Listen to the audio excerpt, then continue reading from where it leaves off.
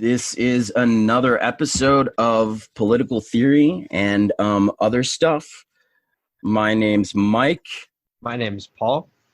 And we are on Chapter 6. This is part 3 of Chapter 6. This is our first ever third part for a chapter.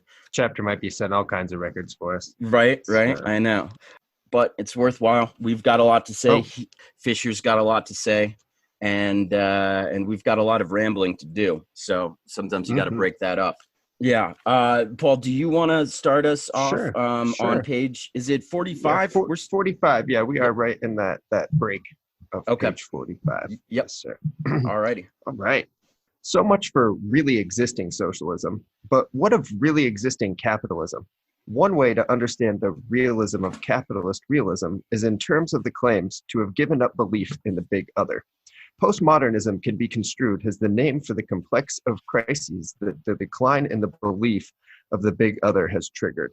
As Lyotard's famous formulation of the postmodern condition, incredulity towards meta-narratives, suggests, Jameson, of course, would argue that the incredulity towards meta-narratives is one expression of the cultural logic of late capitalism, a consequence of the switch into the post-Fordist mode of capital accumulation. Nick Land gives one of the most euphoric accounts of the postmodern meltdown of culture into the economy. In Land's work, a cybernetically upgraded invisible hand is progressively eliminating centralized state power. Land's 90s texts synthesized cybernetics, complexity theory, cyberpunk fiction, and neoliberalism to construct a vision of capital planetary artificial intelligence, a vast, supple, endlessly facile system which renders human will obsolete. In his manifesto for nonlinear, decentered capital, Meltdown, Land invokes a massively distributed matrix networked tendency oriented to disabling ROM command control programs, sustaining all macro and micro governmental entities, globally concentrating themselves as the human security system. That last sentence was a beast of a sentence. It was a beast of a sentence. I just feel like I'm just supposed to naturally understand what Land has invoked here. Like he's like, oh yes, he has invoked what I had always suspected. Yeah, a like massively distributed matrix network, tendency oriented to disabling ROM command control programs, sustaining all macro and micro governmental entities. Oh yeah, those fucking tendency oriented to disabling ROM control programs. Yeah, I don't. Classic. You're right. Yeah, I don't have any vision in my mind of what that would look like. Classic capitalist move. Right. Yeah, totally.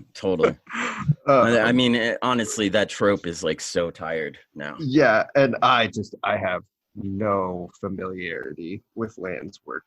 Yeah. To just full admittance there. So if it is like groundbreaking or monumental, I am sorry. Yeah, well, I'm sure it is. Right. I just am not. This description of it has not compelled me to ask for Land to be our next book. Yeah. But well, and I think I'm not sure, but I think I would assume he's like a Philip K. Dick kind of guy, right. Like someone that wrote science fiction. Mm-hmm. Mm-hmm. Well, I do have more time on my hands these days. Maybe I'll. Yeah, for right now, dude. Yeah, for right now. They're working hard on changing that. That's true. Holy shit. Yeah. Maybe I'll have no time left on my hands. Yeah. I mean, if things continue the way they're going, it's just going to be like going to work and then going to the hospital to petition the hospital to let you see your dying loved ones, and then going to the funeral home and petitioning them to let you go to the funeral of your loved ones, and then going back to work. As long as we can get back to work, though. I know. It's so important. That's what I'm worried people aren't focused enough on. I know. Who was it? We had one of the administration's supporters was just like, the great generation had World War II. They sent their Mike Pompeo said, during World War II, we sent our young men off to the Pacific Theater and Europe, and we knew a lot of them weren't coming back, but we were willing to sacrifice them for the American dream. And now we need to do the same for the American dream. Yeah, well, as though like a virus is the same as right. fascist And ideology, you know. I would also say we already hit Vietnam numbers. I think I Dude, think we're we did doing it. they're projecting that we're going to be doing what is it, World Trade Center numbers every day for the next few weeks, every day. Fucking China, man. I just can't believe China did this to Mm-hmm. us. That they would do this Um, intentionally to us. I Like, know. it's just Lab, absurd, you know. right. Didn't Pompeo also say he's pretty sure it was lab created in Yeah, Wuhan well, as and he's well? got a lot of evidence for that, right? It's not evidence he can share, and it's not evidence that our Anybody else intelligence, has. right, that Right, our intelligence agencies say they have, but he's right. got a lot of evidence about it. Like, I heard it's the same source as the WMDs that the Bush administration yeah, used. that's super reliable source, Really reliable, not at all racist ever. right? Never there for just a narrative, just there for the cold hard truth. And The like sort a of lot shit of fake news won't cover. right, exactly, and like a lot of people say, China needs to pay reparations for this because God Mhm. knows when the U.S. makes mistakes, we admit our mistakes, and we pay Yeah. reparations. You look Oh, at all I the mean, reparations we paid to the Native Americans, I hear that the the Navajo blacks, reservation is beautiful right? most times of year. Yeah, Uh, yeah. No suicide, no alcoholism. They're doing right. great over Lots of there. jobs, Lots of lots of jobs, strong lots of economy. wealth. Yep, Yeah, yeah. fucking bullshit. Um, and yeah, and we also just make sure that we never glorify that shitty past either. Right. Um, Yep. you know, we Yeah, or always whitewash it. You know. right. Hmm. It's not like Bush Sr. said while he was president, I will never apologize for America, regardless of the Right, facts. right, It's not like he said that. right. And we would never have people in like states like Michigan bringing Right. Confederate flags to COVID protests because, Right. well, Michigan wasn't even ever Was the the lady with the Confederacy. sign in Michigan? The Auschwitz sign? Did you see that? I did not see that. No. Okay, so you know how over the entryway at Auschwitz there's like that German phrase that says work will set you free? Yeah. Yes. Okay. Arbeit. Yeah. What is the Yeah. phrase? Dude, it's like Arbeit mit zu. So there was a lady at one of the protests, Women. I think it was a Michigan progress test, that had that German phrase on a sign, Good. right? Good. And she says that she's not a racist and not a Nazi, and maybe she honestly looked at that literal translation and was like and was sincere, being like, "Work will set us free." But That's yeah. to me, She's like, that is that's just so like, pretty. That's yeah, such a you're pretty sentiment. to me, if that's what actually happened, the irony there is like so excessive, like us going back to work will kill a lot of us, yeah.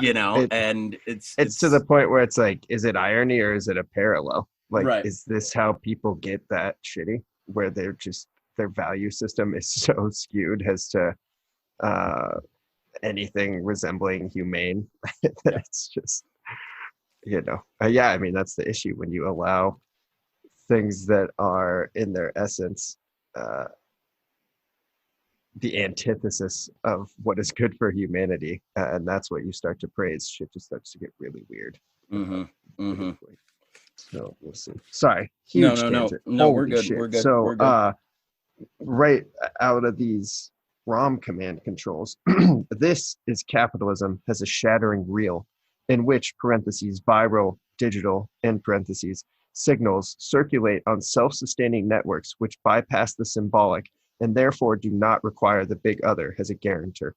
It And is and delusion. and when he capitalized real, we're talking about what we talked about chapters ago, where it's like the real versus The theoretical or the hope, the no, it was like another real, like the realistic or something, where it's yeah, like, and it was like the Lacan's thing of like, it's like their perceived reality rather than what's what's actually actually going happening, on. like right, what they hope this system will Yeah, achieve. yeah, How they and the example we used was how libertarians are under the impression that they could sustain themselves in pure capitalism, and that's their real or whatever. But the like fragments of shit breaking apart their real is the roads and the water systems and the sewage systems and electricity Right. and stuff. Right. Everything that they don't even come close to doing. Right. They don't comprehend what it requires, which bypass the symbolic and therefore do not require the big other as guarantor.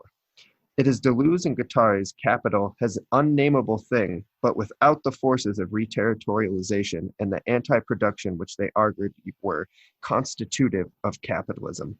One of the problems of Lamb's position is also what is most interesting about it, precisely that it posits a pure capitalism, a capitalism which is only inhibited and blocked by extrinsic rather than internal elements. Parentheses, according to Land's logic, these elements are atavisms that will eventually be consumed and metabolized by capital, end parentheses. What is atavisms? I don't know what that word means. I feel like we've already looked this up. Really? Yeah, I could be wrong. It is a tendency, it's a tendency to revert to something ancient or ancestral. Okay. So can we redo a word of the day? I don't know. Just a reminder, folks, atavism is referring to an ancestral. According to Land's logic, these elements are atavisms that will eventually be consumed and metabolized by capital. Yet capitalism cannot be purified in this way. Oh man, I started so far back. Strip away the forces of anti-production and capitalism disappears with them. Similarly, there is no progressive tendency towards an unsheathing of capitalism, no gradual unmasking of capital as it really is, rapacious, indifferent, inhuman. On the contrary, the essential role of the incorporeal transformations effectuated by PR, branding, and advertising in capitalism suggests that in order to operate effectively, capitalism's rapacity depends upon various forms of sheathing. Really existing capitalism is marked by the same division which characterized really existing socialism. Between, on the one hand, an official culture in which capitalist enterprises are presented as socially responsible and caring, and, on the other, a widespread awareness that companies are actually corrupt, ruthless, etc. In other words, capitalist postmodernity is not quite as incredulous as it would appear to be, as the jeweler of Gerald Ratner famously found to his cost. Ratner precisely tried to circumvent the symbolic and tell it how it is, describing the inexpensive jewelry his shop sold as crap in an after-dinner speech. But the consequence of Ratner making this judgment official were immediate and serious. 500 million pounds was wiped off the value of the company, and he lost his job. Customers might previously have known that the jewelry Ratner sold was poor quality, but the big other didn't know. As soon as it did, Ratner's collapsed. That last section is just like what we were talking about earlier, or previous episodes about the individuals in the society might be aware, even the majority of individuals might be aware of something, but the big other, kind of like the collective conscious or the zeitgeist, was not aware of something. Mm-hmm. And it's to that I have to admit, I'm sure if I devoted more time to the text, it wouldn't be quite as confusing. But I feel like initially Fisher almost suggests that the postmodernist capitalism that we're in has almost done away, or the post-Fordist era has done away with this big other. But then I feel like he goes on to, maybe he is disproving his own question of whether it went away or not. Where did you catch that it went away? I didn't catch that. Postmodernism can be construed as the name for the complex of crises that the decline in the belief in the big other has triggered. Just the incredulity towards meta-narratives. Okay. And that is one expression of the cultural logic of late capitalism, a consequence of the switch into post-Fordist mode of capital accumulation. And then that's when he brings up like Land's section of how he bypassed with these ROM command control programs and just went straight. I do understand that the internet does cut into the big other, or at least changes who the big other is, depending on which part of the internet you hang out in the most. But even in those communities, I can see that there's like weird undercurrents of like, oh, we like this person, we don't like this person. Okay. Stuff doesn't seem exactly individually decided, if that makes sense. Okay. Yeah. Yeah. Vernacular postmodernism has dealt with the crisis of symbolic efficiency in a far less intense way than Nick Land, through metafictional anxieties about the function of the author, and in television programs or films which expose the mechanisms of their own production and reflexively incorporate discussions of their own status as commodities. So it's just saying that that there are shows that talk about how shows are made and that they're commodities. Or just, I think are kind of talking about like how their commodity is based on their status. So like how popular a show defines how much of a commodity it is. Okay. So that like examination, or like, I think there's literally been outros of shows where they're like, please, if you want to keep watching or this show to stay on the air, tell your friends to watch us. Our Mm-hmm. ratings aren't good. Maybe something kind of like that as well. But postmodernism's supposed gestures of demystification do not. What's that? Events. Events. Word of the day. Yeah. Bwah, Ding, ding, bwah, ding. bwah, bwah. Invents. Events reveal the presence of a quality or feeling. Word of the day. Events. Nice. Oh, Okay. dude, I wish I should be writing these down. It'd be so cool to Oh like shit. have like a list of them. Yeah, and we put them somewhere where people could Yeah, see them. yeah. So this will be one of the first ones. Eventually we can sell it as Events. SAT prep. Right? Holy shit, where the fuck am I? Oh, here we go. But postmodernism's supposed gestures of demystification do not evince sophistication so much as a certain naivety, a conviction that there were others in the past who really believed in the symbolic. In fact, of course, symbolic efficiency was achieved precisely by maintaining a clear distinction between a material empirical casualty and another incorporeal, or what's that? Incorporeal? Incorporeal. I don't know what that word means. I've heard it before, but I don't know what it means. Incorporeal causality. It is not composed of matter, having no material existence. I would have been kind of close. I would have said like hard to like put your thumb on, or, but yeah, it's not composed of matter, having no material existence. Okay. So I'm that dude. We're doing 2 words of the day for today, Yeah. at least. And depending on Incorporeal. how far we get, dude, we got Okay, was achieved precisely by maintaining a clear distinction between material empirical casualty and another incorporeal causality proper to the symbolic. Zizek gives the example of a judge. I know very well that things are the way I see them. This person is a corrupted weakling, but I nonetheless treat them respectfully, since he wears the insignia of a judge, so that when he speaks, it is the law itself which speaks through him. However, postmodernism cynically. just before we get there, that's such a good example though. Okay.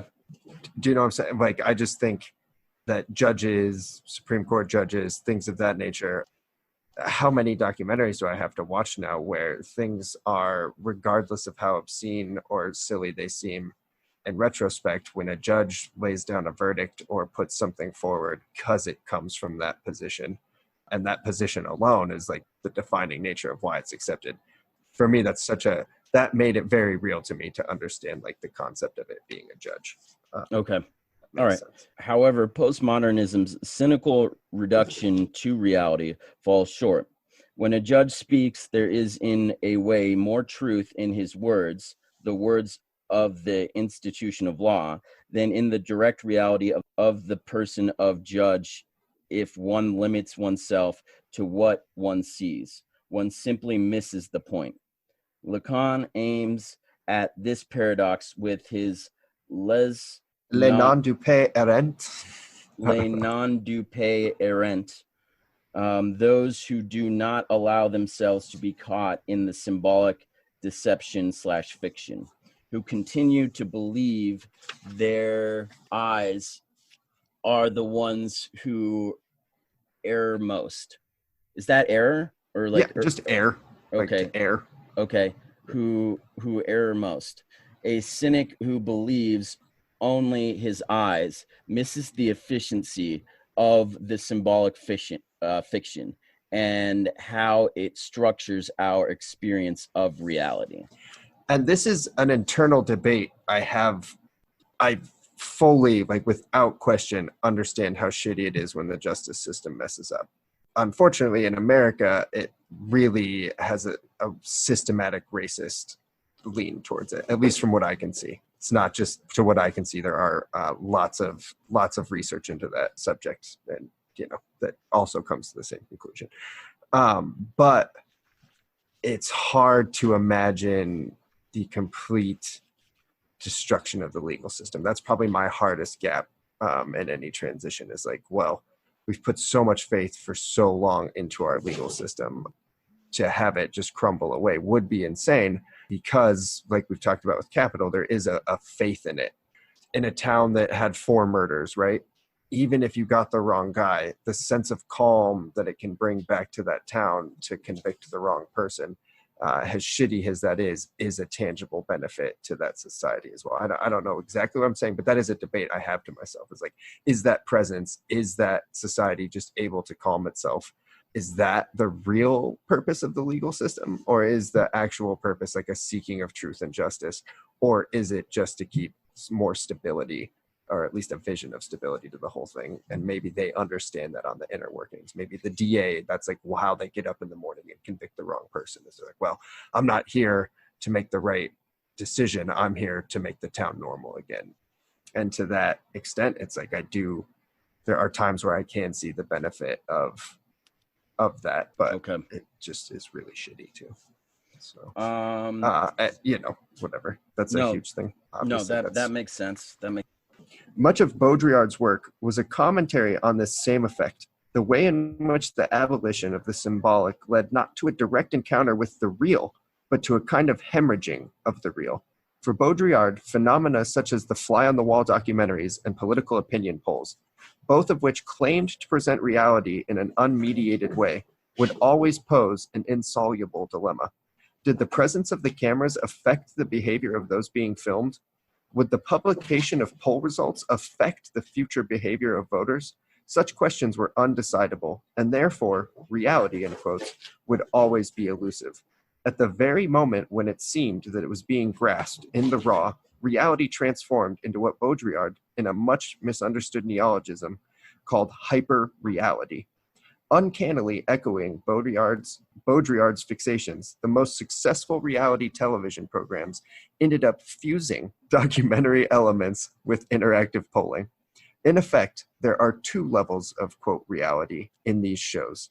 The unscripted behavior of the, quote, real-life participants on screen, and the unpredictable responses of the audience at home, which in turn affect the behavior of the on-screen participants. Yet, reality TV is continually haunted by questions about fiction and illusion. Are the participants acting, suppressing certain aspects of their personality in order to appear more appealing to us, the audience? And have the audience votes been accurately registered? Or is there some kind of a fix? The slogan that the Big Brother TV show uses, "You decide," captures perfectly the mode of control by feedback that, according to Baudrillard, has replaced old centralized forms of power. We ourselves occupy the empty seat of power, phoning and clicking in our responses. TV's Big Brother had superseded Orwell's Big Brother. We, the audience, are not subjected to a power that comes from the outside. Rather, we are integrated into a control circuit that has our desires and preferences as its only mandate. But those desires and preferences are returned to us no longer as ours, but as the desires of the big other. Clearly, these circuits are not confined to television. Cybernetic feedback systems, parentheses, focus groups, demographic surveys, and parentheses, are now integral to the delivery of all services, including education and government. Yeah, for sure. I feel like it's probably a more relevant topic to discuss more internet-based entertainment, like YouTube, Twitch, things of that nature, than maybe reality TV at this point. Maybe it's my naivete, but I don't think reality TV has quite the same hold or fixation that it might have had when this book was published. I think YouTube and stuff took that over a little bit, in the sense that, at least in the beginning, they could be more real. But which the is algorithm still does basically what the voting did, you know. Yep. All right. Well, I'll do this next paragraph here. Mm-hmm. This returns us to the issue of post-Fordist bureaucracy. There is, of course, a close relationship between bureaucracy, the discourse of officialdom, and the big other. Witness two of Zizek's own examples of the big other at work. A low-level official who, having not been informed of a promotion, says, "Sorry, I have not yet been properly informed about this new measure, so I can't help you." A woman who believed that she was suffering bad luck because of the number of her house, who could not be satisfied by simply repainting a different number herself, because it has to be done properly by the responsible state institution. We are all familiar with bureaucratic libido, with the enjoyment that certain officials derive from this position of disavowed responsibility. It's not me, I'm afraid it's the regulations. The frustration of dealing with bureaucrats often arises because they themselves can make no decisions. Rather, they are permitted only to refer to decisions that have always already been made by the big other. Kafka was the greatest writer on bureaucracy because he saw that this structure of disavowal was inherent to bureaucracy. The quest to reach the ultimate authority who will finally resolve K's official status can never end, because the big other cannot be encountered in itself. There are only officials, more or less hostile, engaged in acts of interpretation about what the big other's intentions. And these actions of interpretation, these deferrals of responsibility, are all that the big other is. And I feel like, could you do that next paragraph, just because it's still talking about Kafka? Yeah, oh, for sure. And I feel like that's a little unfair in that situation, I guess. This is maybe just me having a soft spot for bureaucracy. But at least in a governmental bureaucracy, the big other is theoretically not random decisions, but decisions that were like legislated, and at least you had some participation in, would be all that I would say. Not justifying it, but at least I feel like that makes it a little better than the corporate big other, where realistically... a corporate bureaucracy, you know. Right, yeah. Where you have much less of a say. You can generally put the intentions down to profit in nearly every question of like, why the fuck is this going on? Okay. If Kafka is valuable as a commentator on totalitarianism, it is by revealing that there was a dimension of totalitarianism which cannot be understood on the model of despotic command. Kafka's purgatorial vision of a bureaucratic labyrinth without end chimes with Zizek's claim that the Soviet system was an empire of signs in which even the nomenklatura themselves, including Stalin and Molotov, were engaged in interpreting a complex series of social semiotic signals. No one knew. And I think it's required. Molotov, yeah, like Molotov cocktail. Yeah, that makes a lot of sense. No one knew what was required. Instead, individuals could only guess what particular gestures or directives meant. What happens in late capitalism when there is no possibility of appealing, even in principle, to a final authority which can offer the definitive official version, is a massive intensification of that ambiguity. As an example of this syndrome, let us turn once more to further education. At a meeting between trade union officials, college principals, and members of parliament, the Learning and Skills Council, LSC, the Quango at the heart of the FE funding labyrinth, came in for particular attack. I looked this over before, and Quango was a word where I was like, that is not a word I've ever seen before. What is that? And it is something that is funded by the government, but not directed by the government. So they receive their funding, and I think it's specific to the UK, but they receive their funding via government, but they do not have to, they're independent, they're autonomous, they can direct themselves. They don't have to be directed by the government. Okay. So the Quango at the heart of the FE funding labyrinth came in for particular attack. Neither the teachers, nor the principals, nor the MPs could determine how particular directives had generated themselves, since they are not there in government policy itself. The answer was that the LSC interpreted the instructions issued by the Department for Education and Skills. These interpretations then achieved the strange autonomy peculiar to bureaucracy.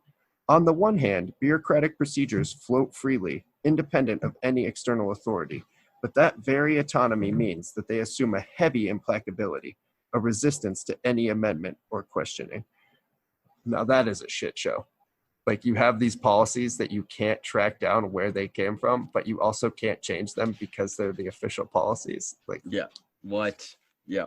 That's some shit to be super wary of. Like, I guess just knowledge that that can happen would hopefully inspire people to make systems where the regulations that you follow can be very clearly traced and very clearly amended if new information is to present itself. So we're going to start next time, the bottom of page 50. Mm-hmm. That will be part 4 of chapter 6 and of the final realism. Part, the final part. I can final guarantee part it. Of chapter 6.